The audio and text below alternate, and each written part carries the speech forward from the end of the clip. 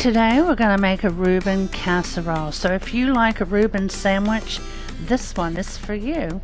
It does take 2 days to make this. You have to make it the first day, cook it the second day. So it takes a little while, but it's well worth it.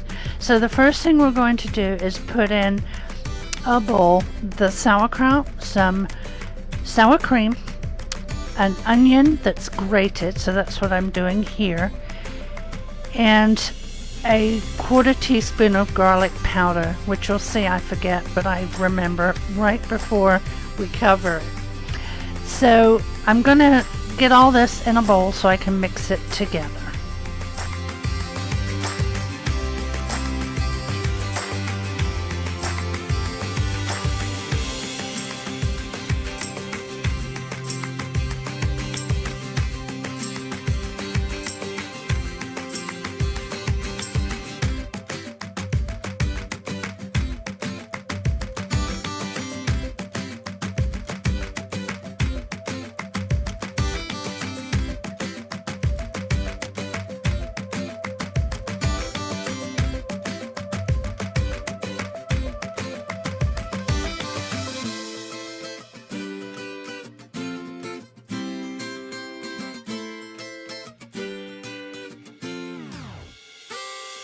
So we have our onion, and I did drain the sauerkraut, and now we're going to put in the sour cream.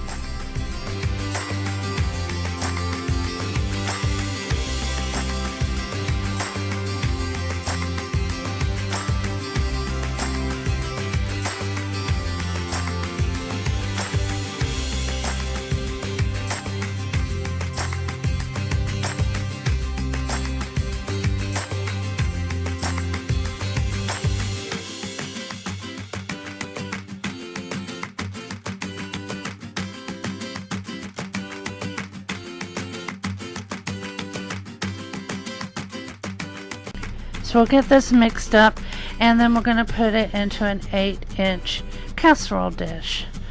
I think the casserole dish could have been a little bit bigger, but it does work out. Now, as you see, I forgot the garlic powder, but I do remember that right before we put the corned beef on top.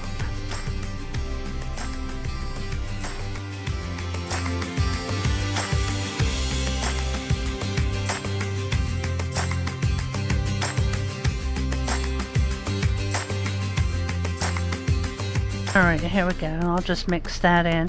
Now the next thing we do is put the corned beef over top of the sauerkraut mixture, and I used the buttocks corned beef. It's I get it at Walmart.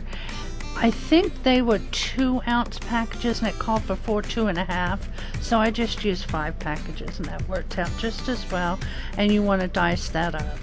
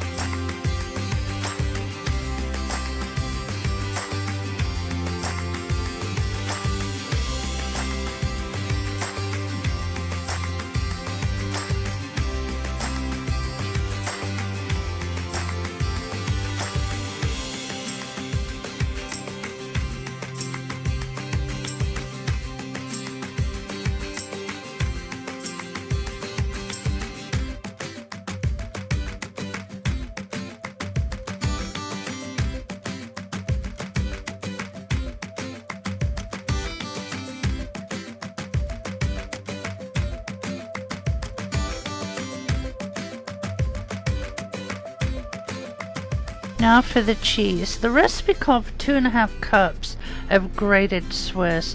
I had an 8-ounce block because I couldn't find any already grated. I did have a little bit already grated up left over from a different recipe, but I would say I didn't use any more than a cup and a quarter probably. Anyway, use as much as you would like. Plus, I didn't have much room left in my casserole dish, and I still had to put bread on top, so it was great for me.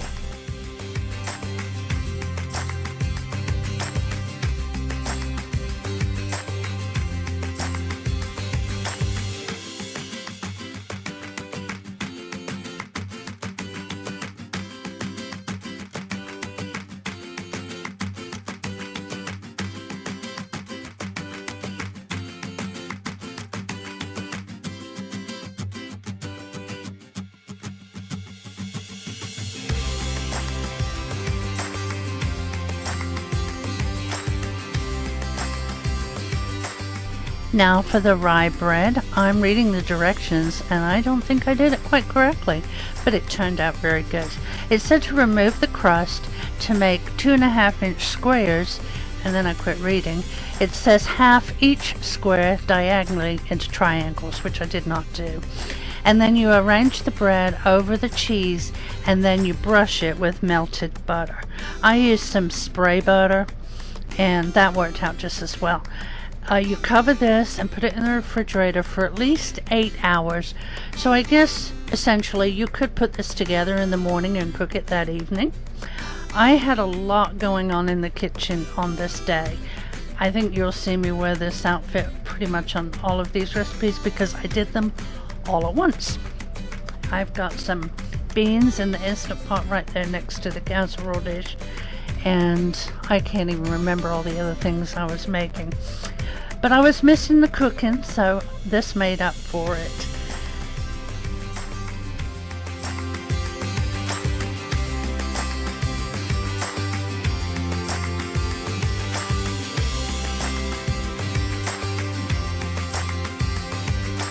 Okay, so I'm spraying it now, then I'm going to cover it and pop it in the refrigerator. Like I said, I left mine in there till the next day.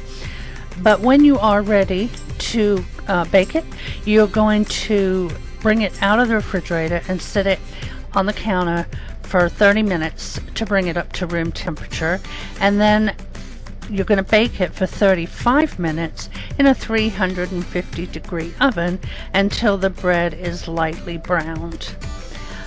I absolutely loved this meal. I would definitely do it again. Big Daddy was not such a fan, but he doesn't like Reuben sandwiches, which I've never seen him order one, but I didn't realize he did not like them. So he got some other things to eat. He just doesn't like sauerkraut. So if you don't, it won't work for you. But delicious if you do. Here are your ingredients and directions in the description box below. Now I'm going to make a cauliflower cheese out of my Irish cookbook. The first thing you do is cut up the cauliflower and boil it for, I believe it was 5 minutes, yes. So you add salt to that, and while that's boiling, I'm going to cut up the cauliflower. The recipe calls for 1 large cauliflower. I, however, did a Walmart pickup, and in my experience, they're rather small, which they were on this time also. So I ordered 2.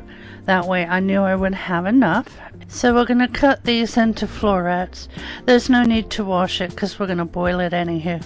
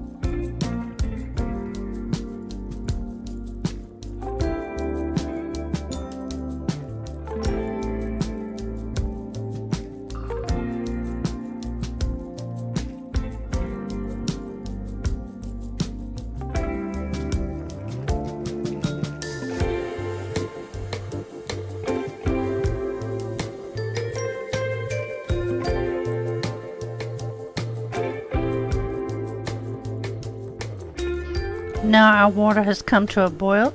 We're going to go ahead and get in the cauliflower, boil that for 5 minutes, and then we're going to drain that.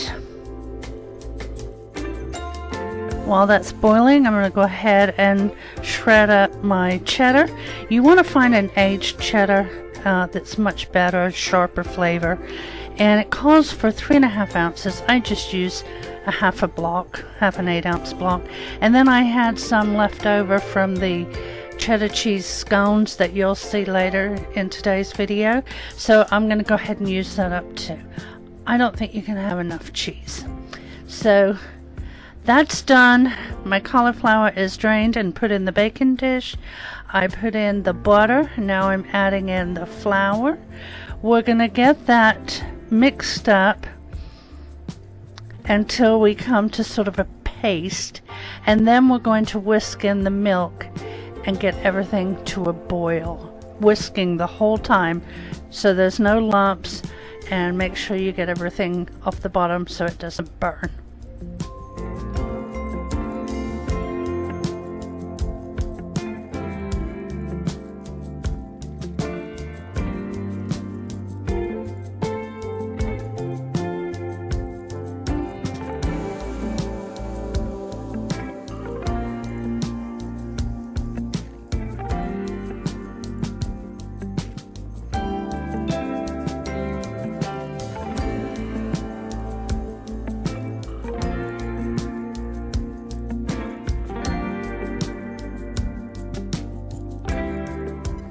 Okay, now I'm doing all the whisking. I'm going to add the rest of the milk, and then we'll turn this up and we'll get it boiling.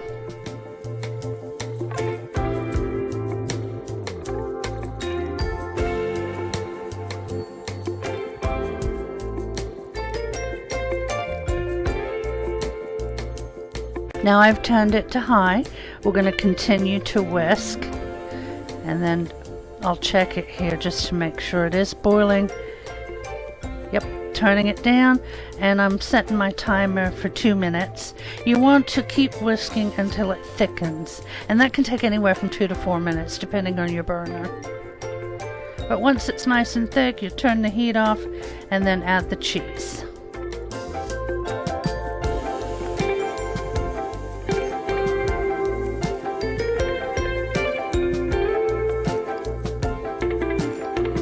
We're going to add most of the cheese. We'll save a little bit just to sprinkle on the top. We'll mix that in, and then we pour it on top of the cauliflower in the casserole dish.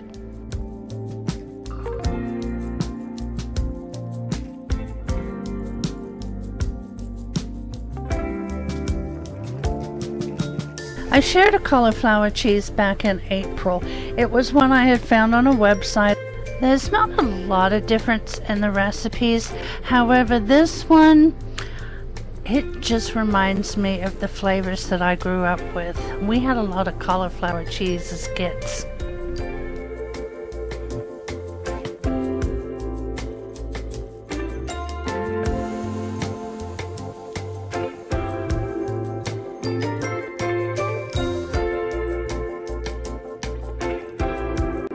Now I'm just going to sprinkle the rest on the top, and then to finish it off we're going to use some dried breadcrumbs. It called for 3 tablespoons, but 2 was plenty for mine. And then this goes into a preheated oven of 400 degrees, and that cooks for about 20 minutes or until the top is bubbly and golden, and you want to serve that hot. Here it is out of the oven. Here are your ingredients, and I'll have the directions in the description box below.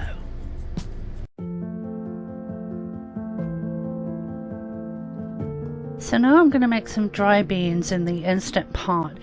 I have a link to a website that shows you the different times for a lot of different dry beans, so I'm going to link that down in the description box below. Today I'm doing pinto beans. So I put all the ingredients that are listed on the website into the Instant Pot, and I do the same ingredients for all the beans that I do.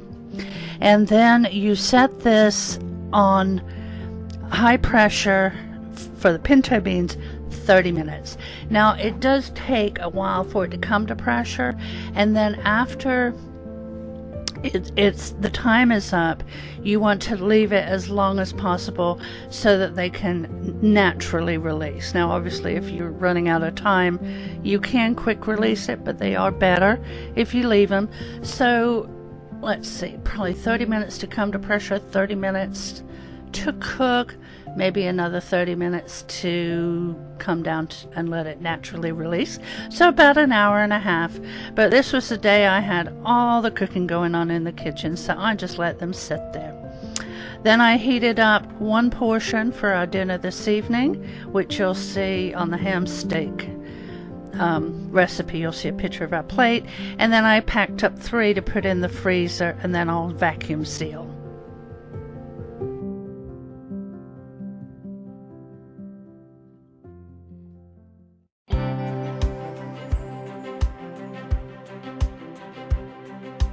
For the ham steak, we're going to make a mix of brown sugar and mustard, and then we'll paste that on top of the ham steaks.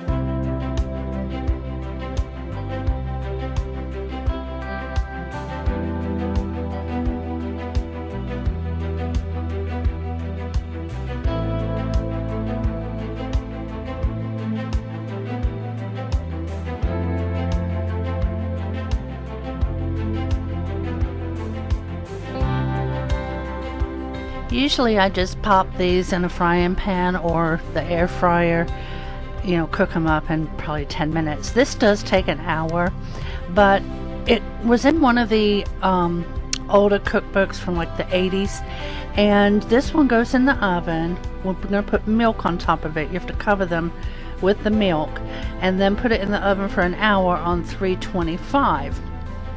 To my surprise, it made quite a nice sauce, and they were very tender. We enjoyed them, so if you have the time, give this one a try. Just amps them up a little bit. I'll put the ingredients at the end of this video clip, and also the directions will be in the description box below.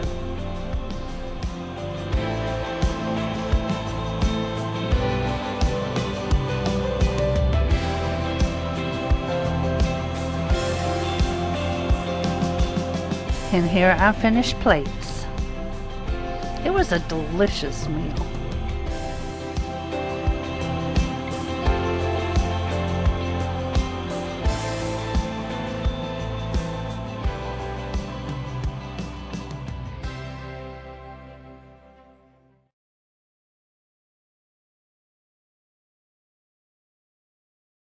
We're going to make some scones. My sister brought me a cookbook over from Ireland. I had to think about that, she moves around so much.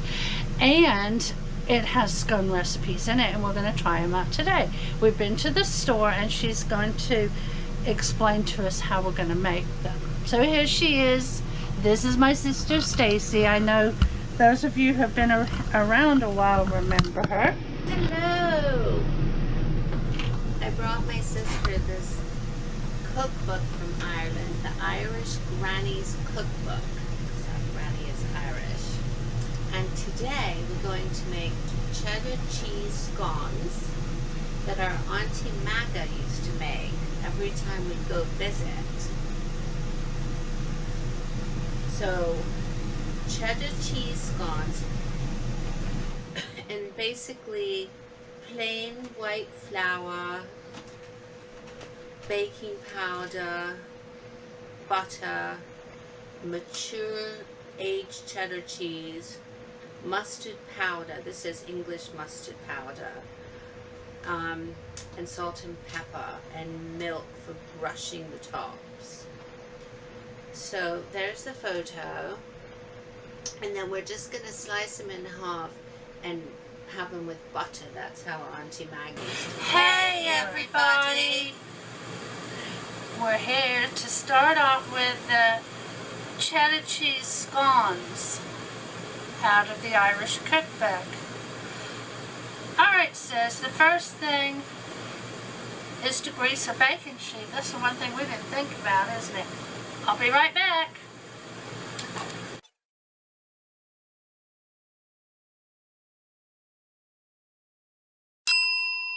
Baking sheet.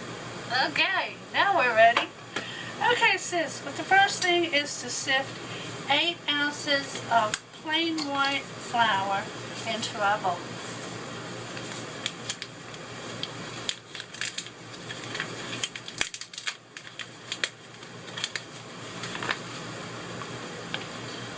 right? 1 cup. Is that 1 cup on this side? Yeah. Okay, so She's been in Ireland for a while. Measurements are different over there. They use imperial, I believe. I can't remember what the other one is. I could be wrong. milliliters and Yeah. a bit more. Yeah, I think so.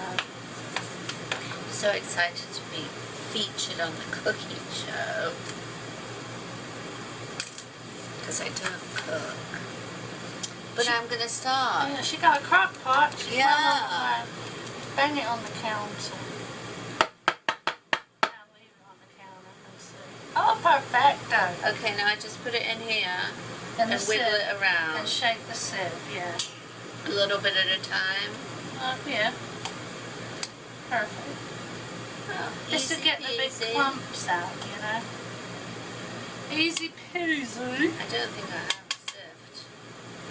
I'll get one. I'm going to make these in Ireland. That's my plan. Okay, sift it. Okay, wait, you need the sieve, so leave it right there. Okay, now you have to sift the baking powder right here. 1 teaspoon, right? Yeah, 1 heaped teaspoon. Oh, 1 heaped. So be generous.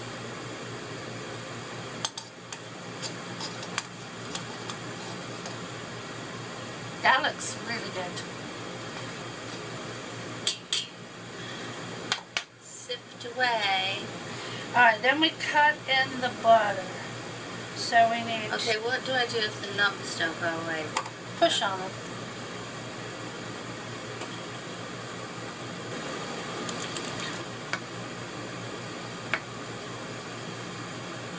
And then even smaller.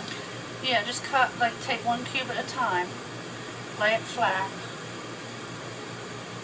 Can I do Cut two? it into 4, yeah.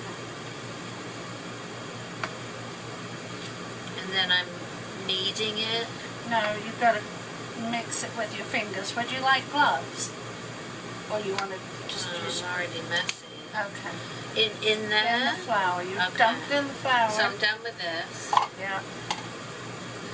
Put that in there. Flour. And then keep squishing it until you've got like crumbs in there. Ooh. I feel like this is going to take a long time. I'll fast forward it.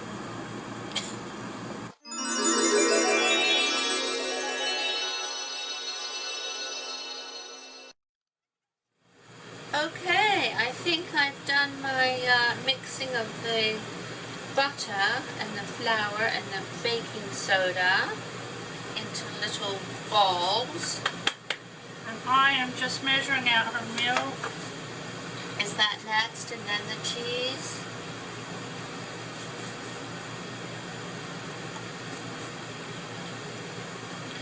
Okay, let me look. It says fingertips until fine crumbs form. Mix in the cheese. With my hands. Well, we're going to do it all together. The mustard, which is 1 teaspoon, right? Yeah. Yeah. It's a bit messy doing everything with your hands. I feel like I should be using a spatula now. Well, you use the whisk if you want. You got to make a well anyway to put the milk in there, and then we're going to start mixing it with a butter knife. I think I might just whisk because that mustard needs to be evened out, doesn't it? Do what? The mustard needs to be evened out so it's a bit in every scone. Bit of stir. Okay. Okay, now you're going to make a well, so flatten it all out, make a well in the middle. For the milk. That's right.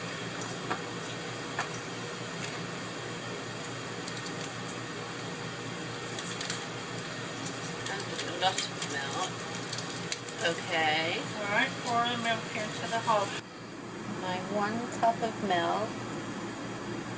Oh, and I made a nice well sitting there. You did. Now I'm sort of kneading it all together?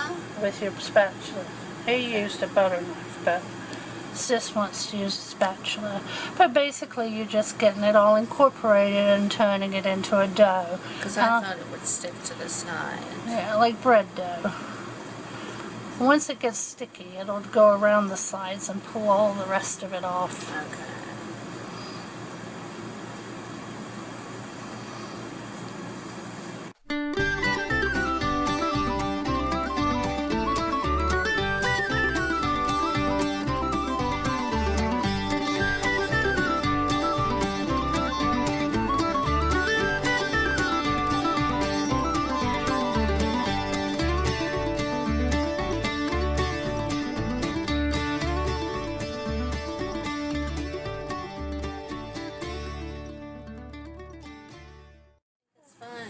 Alright, now we're going to put some flour on this surface.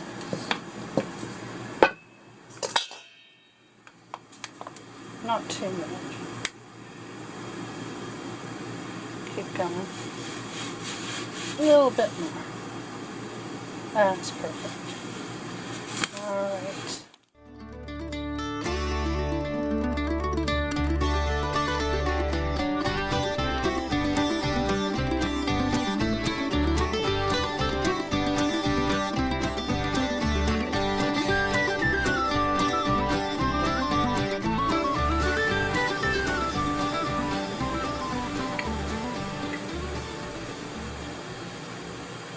And I'm sure once I cut, then I'll Then need you the rest. can, you can redo it. Okay, so I'm cutting it and putting it on that, right? Yep.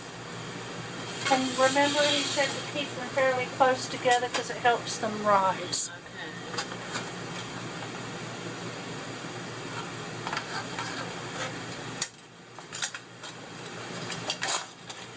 It suggests to use a fluted. It suggests to use a fluted cutter, but we don't have one, so we're just using a plain round one. But if you want to get technical And fancy.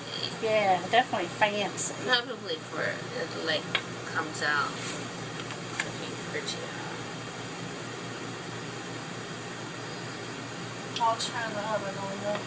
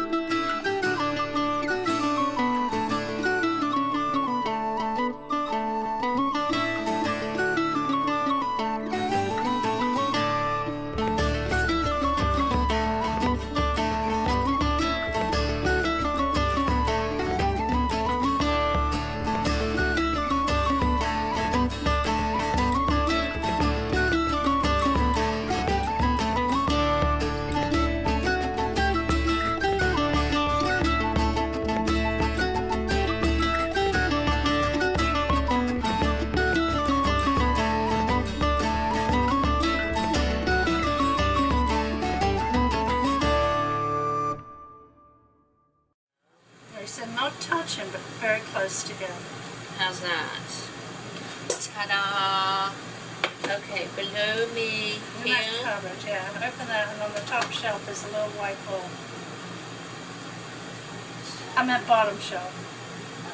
No, top shelf at the bottom. This thing? Yeah. Ramekin.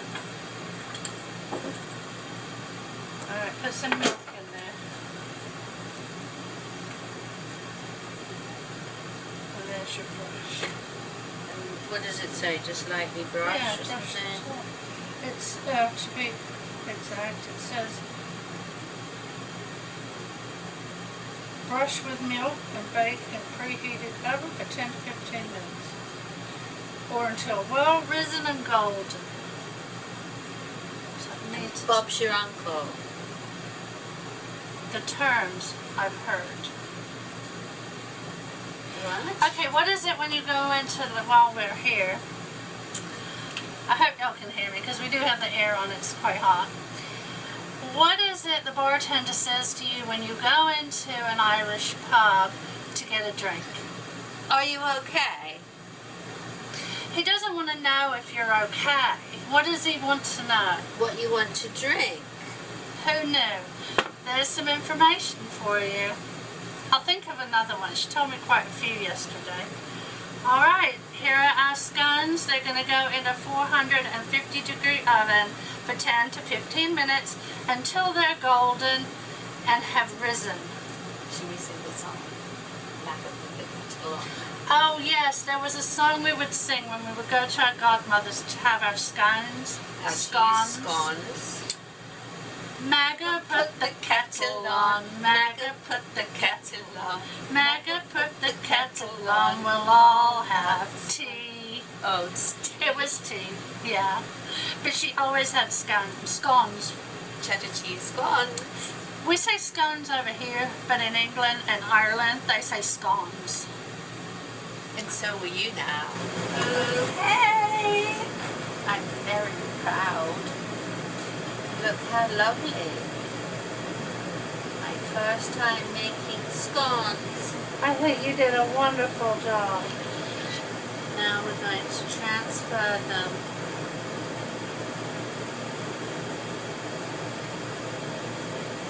Oh dear. Oh no, it's okay. Onto the cooling rack. Yeah, I'd use that thing so you'll burn your hand on the stove.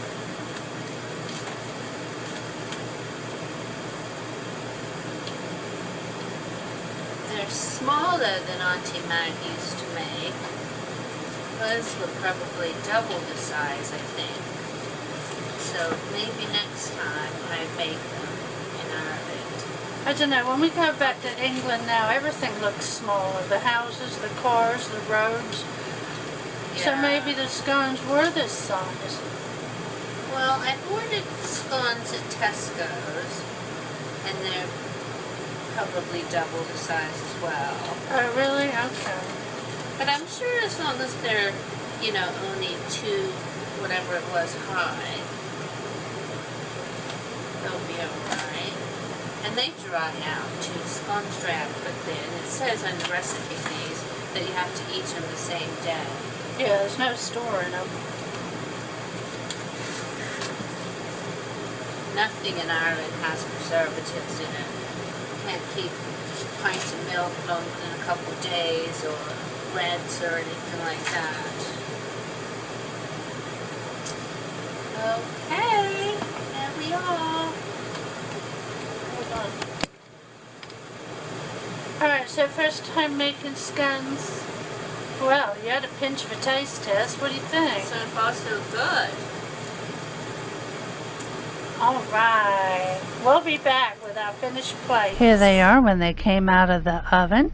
And then after they cooled off on the cooling rack, we cut them and put a slice of cold butter on them. And that's the way we remember eating them. They were so good. I hope you give them a try. Here are your ingredients, and the directions for these will be in the description box below.